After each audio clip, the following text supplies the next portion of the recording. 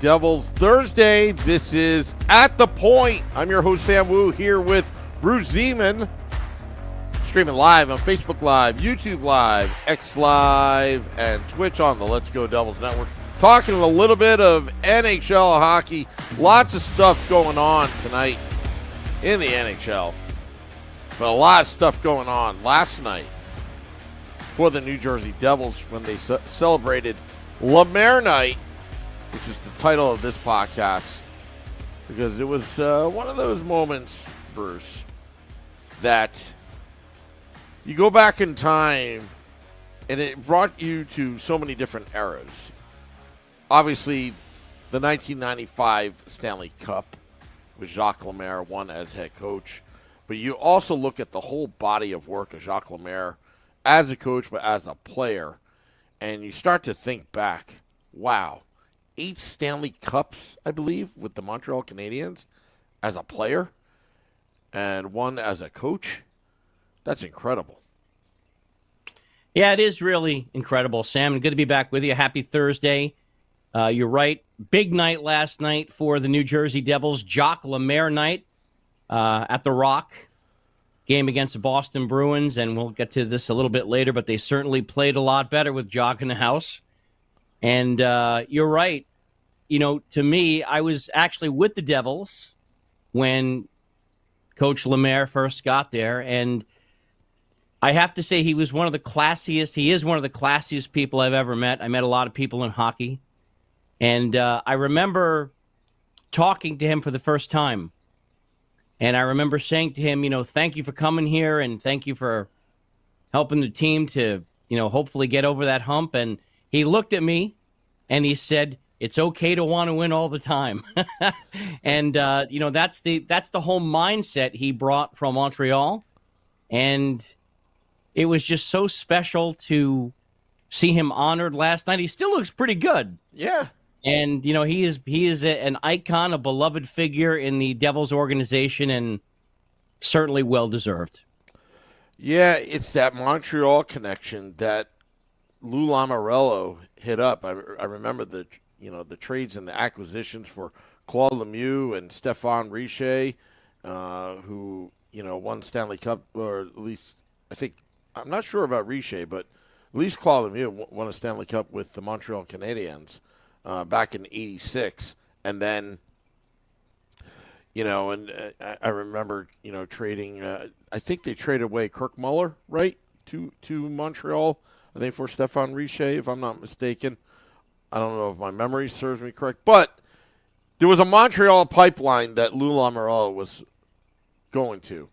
But to get Lemaire and Big Bird, Larry Robinson, onto the team changed the entire mindset of the New Jersey Devils, who had not won a Stanley Cup ever, dating back to the Kansas City Scouts, then the Colorado Rockies, and being, you know, in this area with the Hartford Whalers, the New York Rangers, the New York Islanders, and the Philadelphia Flyers, all within a 100-mile square radius, that it's just amazing how it just changed the entire mindset of the organization, where it was not only just to win one, it was to be greedy and be proud of it.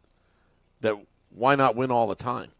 And it's kind of cool that you said that, what he told you, because that was the New Jersey Devils back then. Every game you had a chance to win. And I think the thing that he did most that had the biggest impact on the organization was just changing the mindset. You know, they became dominant under Jacques Lemaire, the neutral zone trap. And I'll say this, that, and now I'm talking, I guess, as a fan a little bit. You know, there's a lot of people that criticize the Devils for the neutral zone trap and the way they played under Jacques Lemaire. But here's the thing. You know, if you look at it, you know, 30 years later, yeah, you might remember the neutral zone trap, but, excuse me, but what people remember more than that is that you won, period. And really, if you think about this, from the moment he came in and put in his system, if the Devils were up 2-1 or 3-1 in the third period, that game was over because of the way that they had that system, especially with the defense, and just it was impossible to it was impossible to break out of that. Now, there are ways to break the trap, which teams have done, but he just changed the whole mindset, and he brought the whole Montreal mindset here, where you expected to win every game, and if you didn't, you were not happy with that. And that was a total 180 from the mindset that the team had before that. Like, hey, listen, we'll hope to win, and we'll do our best, but if you look at the Montreal teams, they expected to win. They have all these Stanley Cups, and there's a reason, because of that mindset. And the other thing for me, when they brought in Coach Lemaire, and I remember because I was there the day he came in, just when you saw him walk in, the presence that he commanded. Like I said, 8 Stanley Cup rings as a player. There's nobody that's got the credit that he does. So it was an amazing metamorphosis for the organization. And like I said, he was always very, very classy, very, very nice to me. And I thought it was so nice that he was honored last night. The Devils did a really good job of doing that. Yeah, and I'd like to make a point, since it's called At the Point, because if you remember those days, and I have a theory on things. I have a lot of theories, Bruce. I have a lot of conspiracy theories, but I think a lot. And back in those days, look, there were teams that played the trap, like the Montreal Canadiens in the 1970s, right? It was a system. But the Devils got a lot of bad press back in the mid-'90s, late 90s, and early 2000s because of the trap, that it was considered boring hockey. And I think I know where that was born from, because it's never boring when the Montreal Canadiens do it with Ken Dryden in net. But suddenly Martin Brodeur gets criticized for being, his stats were a byproduct of the most boring system in hockey. I think I know where this all came from. It all came from the media, because you have got to think, with Lou Lamoriello running the team, I wouldn't say he was a micromanager, but he had his hands in the cookie jar throughout the entire organization. And his philosophy was to win the Stanley Cup. And it's everybody in the room, not just the players. It's even the janitor. It's even the ticket guy that takes your ticket. And you should remember that, Bruce, because you were employed under the Lamoriello regime. But what was probably happening was it wasn't very press friendly. Lou Lamoriello believed that winning solves everything. You'll solve at the gates. People will come when you're winning. Winning will solve everything. I think what happened was the media didn't like how they were treated in the press box, like they were at other venues. You're trying to get stories. You're trying to get in the locker room. There was always that, Lou always had that guard up. He only had a select few usually.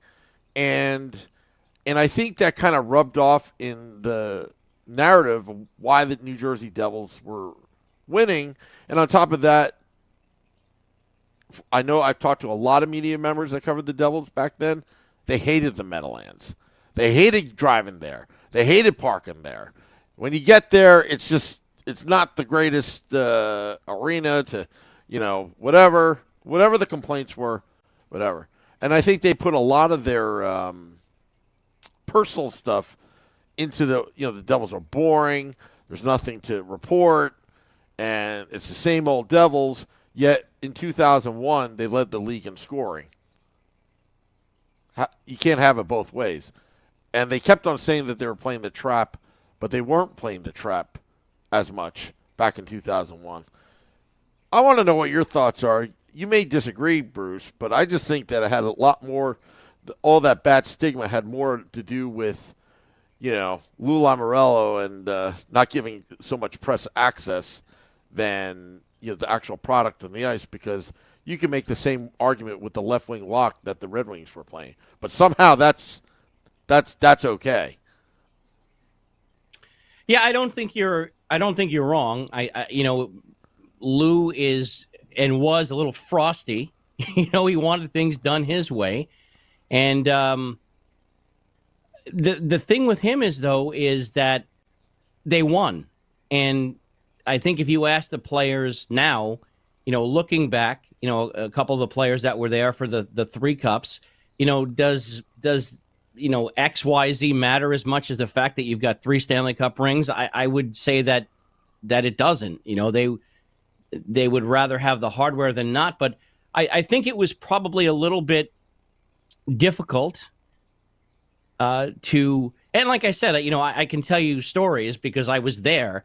Lou was on top of everything, and I don't know if micromanager is a perfect term, but I mean, he would tell people how many pictures he could have on their desk. I mean, that's what he did, and I got to see it firsthand. He scared the hell out of me.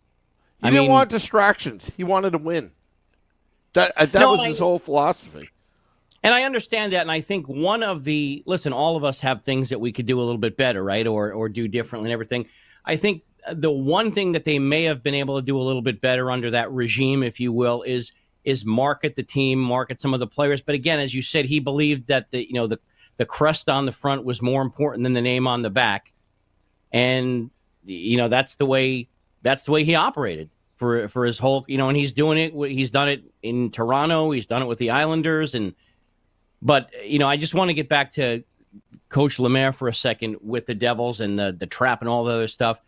The biggest impact he had on that organization, besides changing the mentality, was getting star players to buy into that system. You have players like Scott Niedermayer and even Scott Stevens to some extent, who. I mean, Scott Stevens earlier in his career was an offensive defenseman. He was putting up, 60, 70 points a year. Should have won the Norris at least once, in my opinion. But specifically with Scott Niedermayer, he gave up a ton of points to play in that system, but he won 3 Stanley Cups. And he got those players to buy into this system. And, there's a ton of stories about certain players not getting along there, but he got them to, put aside their differences and win. And since this is a results-oriented business, again, I think people would rather have 3 Stanley Cups than another 50 points. I mean, there are some great players that have played this game that have a ton of points and never won the Stanley Cup. I think they'd rather have that hardware than have the individual accolades. And I think it might have been a little bit tough to play under that regime, but you can't argue with his results. They worked. They definitely worked. I just think that the Devils got bad press. They were not, celebrated by the media so much. Just remembering the commentary. Like, it was considered boring hockey. It was bad for hockey. I think what was bad for hockey back in the late 90s is several things. Number one, the Canadian teams, the currency exchange. Back in the late 90s, it was not favorable for all those Canadian teams, like the Montreal Canadiens and Toronto Maple Leafs, because it was about a 35 to 40% difference in currency, which drove the Winnipeg Jets, the original Winnipeg Jets, to Phoenix, if you remember, in the mid-90s. And then, I remember. Yep. And then, on top of that, that didn't help the league as well. Aside for bashing, one of the perennial winners, which is part of your brand. You had the Devils that was always bashed, but you had the Detroit, Colorado, all those teams, Pittsburgh, whatever. But what was also bad was the New York Rangers and the frivolous spending that they were poaching every player in the league, because back in those days there was no salary cap. So there was a huge gap between the top spender of the league, which was the Rangers, that were monopolizing the league's best players, and the second, most spending team.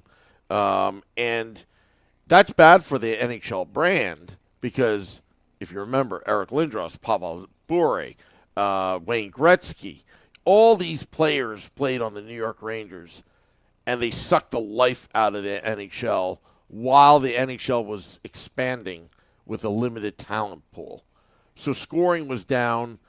it was a copycat league, so everybody was trying to copy the Devils and their defensive style as well. And it just kind of, you know, I don't know where I'm going with this, but that's why the NHL had a year-long lockout to figure this whole thing out. Once they took out the red line, the trap was not as nearly as effective as it was before the red line was on the ice. Well, also, just remember, too, that they changed a lot of the goalie rules because of Marty.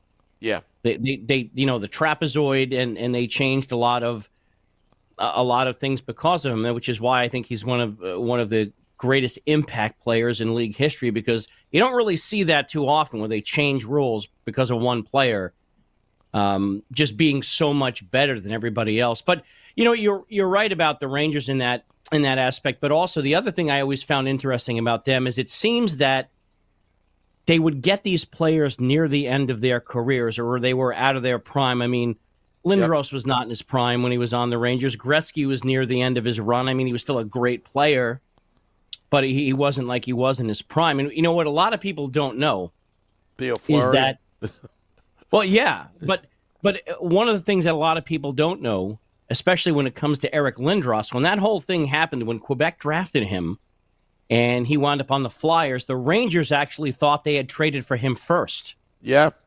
And it didn't work out that way. But, the Rangers nearly had Eric Lindros, when he first came into the league. And that certainly did not go over well with the Rangers, the Ranger brass. But, you're right. That 94 team was just stacked. Yeah, I remember reading the Star Ledger, Richer. Awesome writer. Yeah, awesome writer. He had scenarios. I think he did one of these, 24 or 26 teams scenarios. What would you give up for Eric Lindros? And I remember reading the Devils part. And again, remember, I was probably 13 years old when I was reading this, so it's been a while. I think he put down, would have traded first round, I think 3 or 4 first round picks and all these prospects. And I still remember to this day, Martin Brodeur was on that list in that article, to trade for Eric Lindros. A lot of teams would have given up a lot to get him. And it turned out that the Philadelphia Flyers gave up the farm, and a lot of those players were on that 96 and 2001 team that won the Stanley Cup for the Colorado Avalanche. But yeah, those were just different times. And, Bobby Clark had a big impact on the NHL because he was the one that was proponent for that trapezoid behind the net, because he knew that he could neutralize Martin Brodeur, playing Martin Brodeur X amount of times during the year. That's why he was the one that pushed that hard. But also Bobby Clark, and that whole Eric Lindros thing. I mean, eventually I think there was a falling out or whatever. But, right now, as far as, things go, I think Philadelphia, the city of Philadelphia, and the Flyers organization have made amends with Lindros. And now he's part of all their alumni events and all that, and he's celebrated, and and he did get into the Hockey Hall of Fame, right? He did. Yeah, he did. And there was some controversy about it, but honestly, he was under scrutiny, under microscope from day one. And it turns out years later, we find out it had nothing to do with the Quebec Nordiques. It was the owner. It was the owner himself that he had a problem with. Forgot what the reason why, but yeah, and you're right. He was under a lot of scrutiny, but one of the things that I think you have to remember is when you're I don't remember how old he was, 18, 19 years old, when you have the, audacity to tell an NHL team that you're not going to play for them, when there's millions of kids in the world that would give up anything to play for any NHL team, yeah. You're a target on your back. Yeah. And yeah. But you're right. I mean, then the Flyers gave up a ton of players, I think $15 million too, which at the time was an enormous amount of money. and they basically, populated the Stanley Cup winning Avalanche teams. Peter Forsberg, Mike Ricci. They even traded Ron Hextall, if I'm not mistaken. Didn't they trade him? It was a crazy amount of players that went to Quebec. It was nuts. It was absolutely nuts. But the Peter Forsberg one, in hindsight, could have been one for one. If you really think, if they wouldn't have known back then how good Forsberg was an amazing player. Absolutely amazing player. One of my favorite players, just the way he skated and how gritty he was, even though his size was not like the biggest, but he was always effective, and the way he forechecked, his skills, all that. I mean, we're going back through memory lane, but getting back to Jacques Lemaire, the night was great. His speech was awesome. He had his grandkids out there. They saw their grandfather speak, and talked about his wife, 53 years married. Thanked her, and thanked Lou and all that kind of stuff. And he could joke with Lou. He's one of the few people that can joke with Lou. But it was just a wonderful honor. It's great to see Larry Robinson there. And you talked about Scott Stevens on the last podcast. It was really nice to see Scott Stevens do an interview with Rachel Herzog on the pre-show. It was good to see him out on the ice on the red carpet. And, again, I'm with you, Bruce. Stevens left in kind of a sad way, because no one knew at the time that his last game, I believe it was in 2004, was some random game. I think it was against Pittsburgh. That was his last game, and then, we knew he was out, and then Niedermayer's, inserted as captain mid-season, and we didn't know that would be Scott Stevens' last game, and then we didn't see him for a while. He retired, and we didn't see him for a while till the jersey retirement ceremony. He was the first jersey to be retired, and it was just kind of weird. Like, there was this gap from 2004, then you had the lost season, and then I think either in 2006 or 2007, they retired his jersey. He was the first to go up in the rafters, and we got to say, goodbye like one last time or something like that to chant the Scotty chants. It was very surreal that night. Yeah, that was probably the most emotional I've ever been at a Devils game. And I've told this story before on the podcast. I actually sent Lou Lamoriello a letter, as a fan, not as an employee anymore. I said, "Listen, I don't know if you remember me." And it was a lengthy letter, and basically, I just said to him, "Look, I said, during the time I was there, I was a loyal employee. I did everything." I said, "But there's something I need to tell you." And I said, "If you believe that the crest on the front is more important than the name on the back, if you've got a player like Scott Stevens who has done all of that and changed the history of your franchise, there is absolutely no way." I remember writing this. I said, "There is absolutely no way that you as the GM in good conscience can let anybody else wear that number again." Because Lou is not big on retiring numbers. I don't know if a lot of people know that. I think if it was up to him, I don't think there would be any retired numbers. Mm-hmm. I could be wrong about that, but I think that that's his mindset. But he sent me back a one-sentence letter, which I still have somewhere. It said, "Dear Bruce, I remember you. Rest assured that the appropriate actions will be taken at the appropriate time. Signed, Lou Lamoriello." Wow. And I didn't know what that meant at the time, and I mean, I'm just glad that they did it, because I understand people. All GMs have their system, but I just think that there's certain things that if you preach certain things and players do that, you need to reward them, because I think it would be an absolute travesty if anybody ever wore 4 or 3 or 26-30. I'm forgetting. 27. No one else can ever wear those numbers again. Yeah, it's like iconic. It's engraved, like number 30 is Marty Brodeur. It doesn't matter what sport to me. It's Marty Brodeur. It is. Or even another number that's iconic is number 11. It doesn't matter what sport. It seems like number 11, a lot of great players in each sport has worn number 11, even to the college ranks. I remember writing a letter to the Devils during the lockout. They gave you a choice. We can keep your money that you paid for your season tickets and collect interest on it, or we could refund you, but you still have season tickets. So when play resumes, then you would have to pay. So I went for the refund route, right? I was still in school at the time. I went for the refund route, and I wrote a letter stating that I'm asking for a refund back, but this is in no way, shape, or form does that mean that I am not supporting the team. That I will be back next year. And Lou Lamoriello, there was a check that came back, because back then that's how they did it.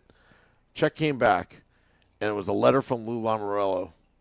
Glad that you will be back, and yes, we know that you are one of our greatest supporters of blah, blah, blah. Lou Lamoriello. It was awesome. Wow. Yeah. Signed by him, too. Glad you're back. That's one of the things that people don't realize.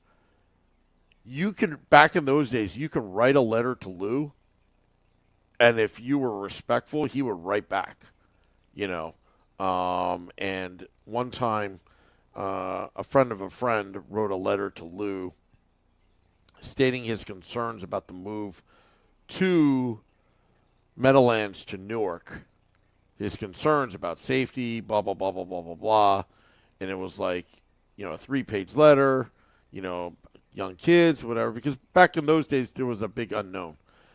And he got a 1-page letter back from Lou assuring that the Devils, were doing everything they can to be state-of-the-art arena. It'll be better, yada, yada, yada. And, hope to see you there, kind of thing. So it's rare to see that nowadays, but I bet you if I wrote a letter to Lou Lamoriello and sent it to the New York Islanders, I bet you I would get a response back. I bet you anything. And signed. I think you're right. And we've mentioned this too on the show. I mean, I had a lot of interaction with him when I was doing the mascot stuff. I mean, I got to see just how much work that guy did.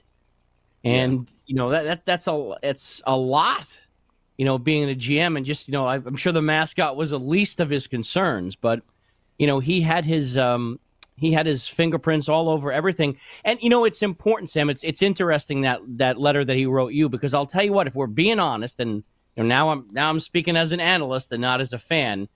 If you remember when the Devils won the first Stanley Cup, I don't know if tainted is the right word, maybe shadowed a little bit, because right after they won the Cup, there were some rumors that the Devils were leaving to go to Nashville, which did not go over well with the fan base. Yep. And so I think that him maybe taking the reins there and maybe doing a little damage control helped, because I'll tell you, there were a lot of people that were pissed about that. Oh, yeah. Yeah. I mean, if you remember the parade, I mean, John McMullen got booed, when he went up on stage, in the 95 Cup parade. And, Lou, you can't tell if it's Lou or Boo,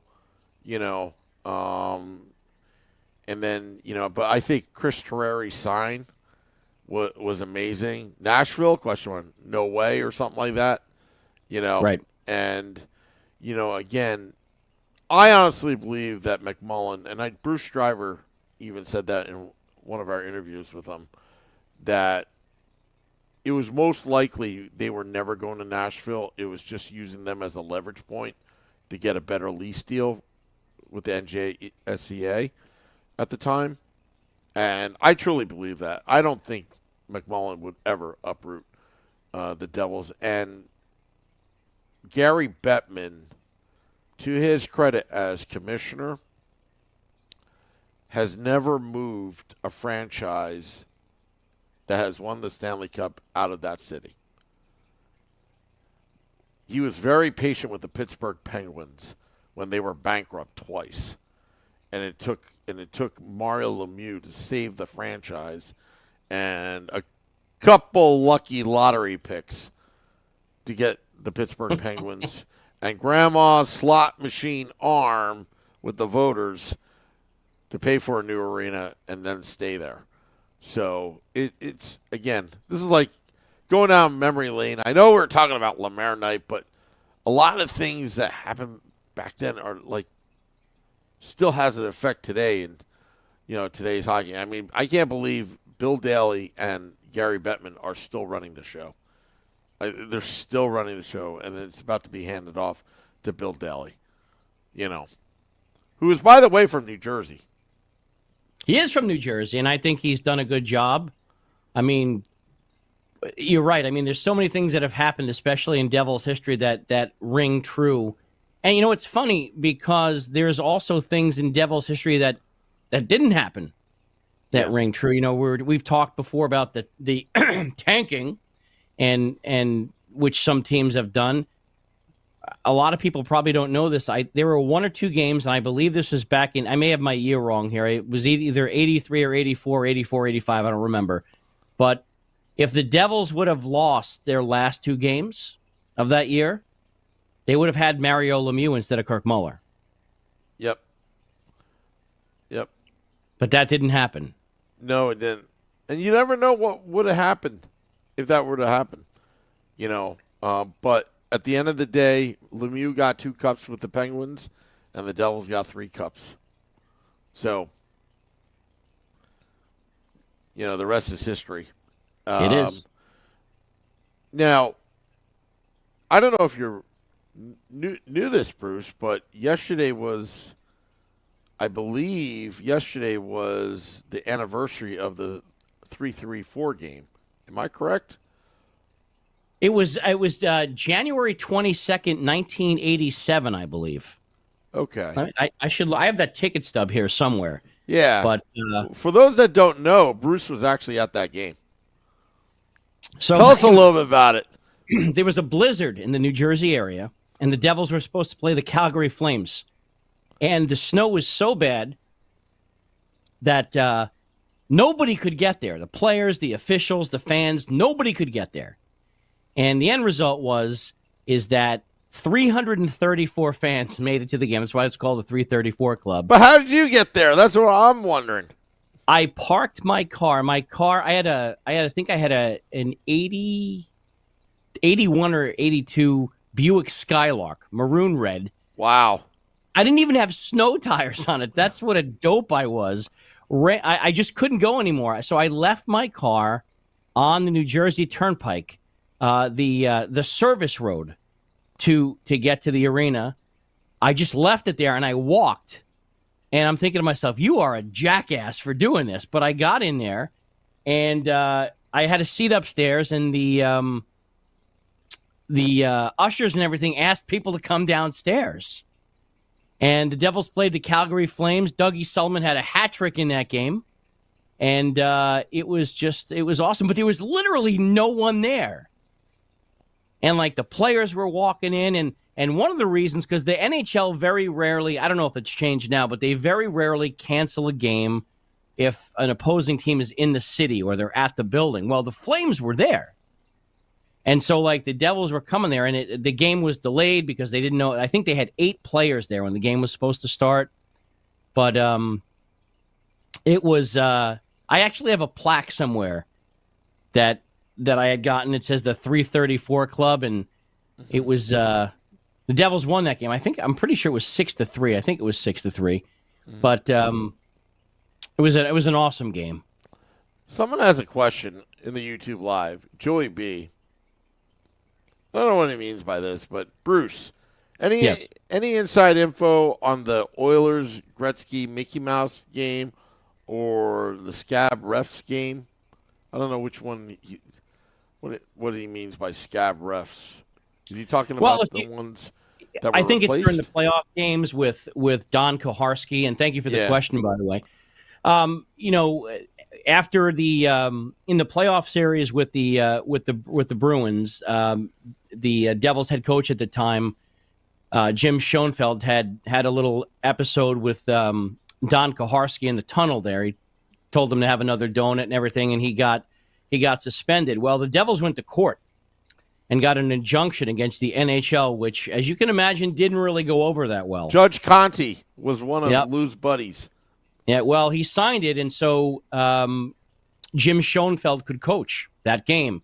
And the NHL official, standing in solidarity with Don Koharski, refused to do that game. So what the Devils did is they got, with the NHL's blessing, they got replacement officials who were wearing like yellow jerseys and like the players' helmets, and the Devils won that game with the substitute referees. But, it just goes to show you that, like, in that instance, look, Lou Lamoriello meant business. Like, he wasn't fooling around. And so I think that probably irked the league a little bit. But, Schoenfeld got to coach the game. You know what? What people don't realize, this is Eastern Conference Finals that this is happening in. We're not talking about throwaway game against the Bruins. We're talking Eastern Conference Finals. And you know what? I should ask Bruce Driver or somebody, where are they? Where are these refs? We got to get them on the podcast. Yeah. I think they're still around. Last I talked to Bruce, but that was a few years ago. But yeah, we have, I think it was like named Paul McGillis. I think is one name. I used to have their names somewhere. Yeah. Well, we'll have to reach out to them. We should. Yeah. Because, I mean, that's just bizarre. That whole thing. To have another donut, and then that whole, I mean, talk about something that, went from one thing and led to another. Like, who would ever thought that, okay, two guys yelling at each other, it just doesn't end there, which is amazing to me. But it's also in Devil's folklore now, for the. Oh, absolutely. Absolutely. I mean, that's a huge piece of folklore, because now I was not at that game, but I will tell you that I have friends that were, and people are like, what the heck is going on here? Where are the officials? And that videotape, now you can go on YouTube and watch it. I think it's under Koharski Donuts or something like that. You could see them coming off the ice, and Schoenfeld is losing his mind at the referees. But I don't know. I guess maybe because I'm a little bit older now. I mean, like you said, Sam, this is the Eastern Conference Finals. And maybe you have to suck it. I mean, I'm not saying you should be screaming at a referee like that, but I mean, let me throw this out there. You know what I'd love to see is, how do those officials that were supposed to do that game, how do they feel about it now? How do they feel about, being replaced by replacement officials? I mean, I can't imagine, and I could be wrong. I don't know. I mean, I can't imagine that the league was too happy about that. No, not at all. I mean, again, the Devils organization had its fun beginnings, right? They first come to New Jersey. Matter of fact, McMullen bought it from the previous owner. Wasn't he New Jersey based? Even though they were in, he was. Yeah, he was.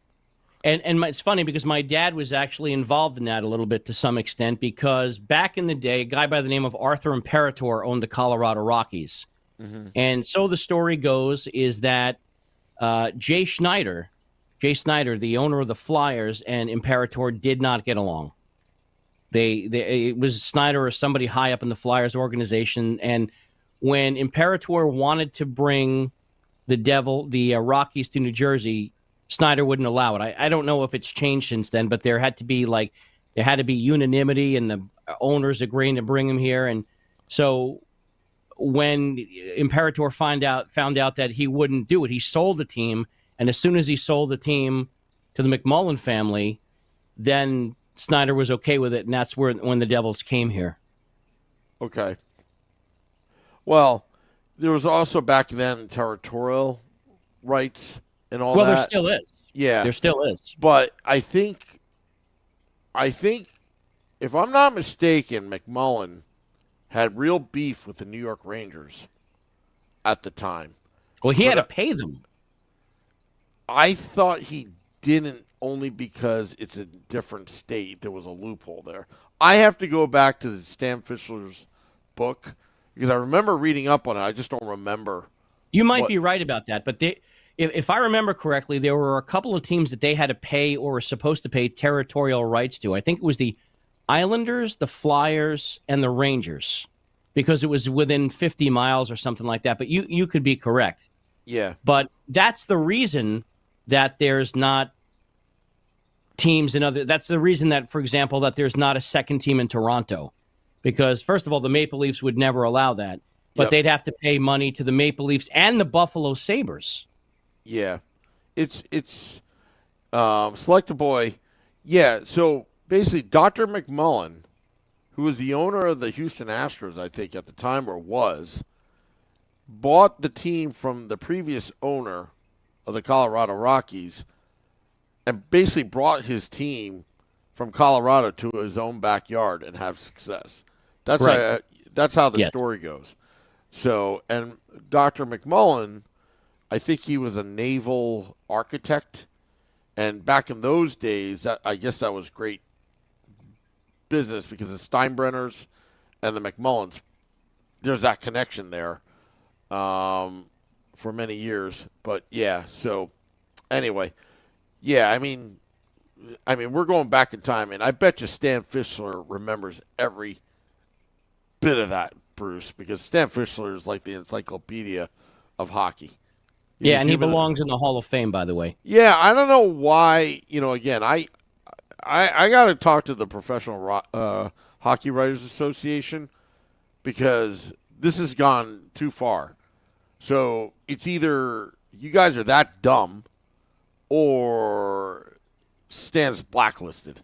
And I'll go with my conspiracy theory. He is. Because there's no reason why he's not in the Hockey Hall of Fame. None at all. There's none. You can pick anybody. But Stan Fischler, I mean, come on. And if he is blacklisted, why? And I have a theory on it. I think Stan and his wife, Sherry, his late wife, Sherry, were like pioneers of hockey journalism. And I'm talking trailblazers. I mean, you never find a woman in the press box. And back in those days, and Stan Fischler was probably one of those reporters. Remember, there was no internet, that probably had the scoop when other reporters didn't in their own city. So, and maybe there's, back in those days, Bruce, I mean, the National Hockey League had its kind of like good old boys club. And maybe Stan wrote some articles that they didn't appreciate because Stan was always the journalist, not, a fanboy, when he wrote, real articles. And he asked the hard questions at times, which is what a journalist is supposed to do. Like Gary Bettman and the lockout, remember? Yeah. Yeah. Or was it the lockout or if the Devils are moving to Nashville? I forgot which one it was, but I think he pressed him because he was mad. I remember there was an interview with Gary Bettman, and he was just pushing, like he was basically bullying him, trying to get answers out of him because he was mad. We'll have to get that clip. But Stan Fischler, good friend of the podcast. We should have him on. Yeah, we should. We can beam him in from Israel. That's where he's at now. I'll have to reach out to Stan. But anyway, Bruce, I don't know where you want to take this. We kind of went off tangent. Little bit. Yeah. Little bit. We're going to have to keep some of these notes for next time, if that's all right with you. Yeah, that's fine. It was a great conversation. I mean, Jacques Lemaire night was a pretty big deal, and it probably deserves its own segment because he was such an icon to this. Not only to the Devils, but I mean, he really changed the NHL with the way he ran the team. I mean, it's legendary, really. Yeah, definitely. All righty. Well, we're going to get out of here. We're going to have State of the Fan address tonight, 8:30 p.m. Eastern. was preempted yesterday because of the game. Nick Villano and I, Nick Villano of pucksandpitchforks.com, and I will talk more Devils hockey. We'll get into Jacob Markstrom. They're going to have an announcement tomorrow. What's going on? I'm assuming that he had an MRI today. Also, Bruce, Sports Illustrated. What are they saying about the New Jersey Devils before you go? Well, they're saying that the season is doomed if they're out without Markstrom for a significant amount of time. I think that's a little exaggerated to say that, but it is a big story. I mean, if he's out for a while, that's going to be an issue. Yeah, but you know what? We've seen some miracles happen. If you remember Keith Kincaid, a third stringer out of nowhere, leading the Devils into a playoff berth back in the 2017-18 season. Anything can happen. Besides, this is a different Devils team. Years past, you got Sheldon Keefe as head coach. They didn't exactly have the greatest goaltenders in Toronto when he was getting them into the playoffs. They did not. Every year. And also the Devils' defense will have to step up. But I'll talk a little bit more about that with Nick tonight. But, Bruce, thank you very much. We're going to get out of here and, going to be dropping the podcast for your late afternoon commute. It's still cold out there, Bruce. It is cold. It is chilly. But the Devils are starting to heat up as they'll be heading to Montreal on Saturday. But anyway, all right, we'll definitely talk more later. Keep it here at The Point. Sam Wu, Bruce Zeman. Till next time, let's go Devils.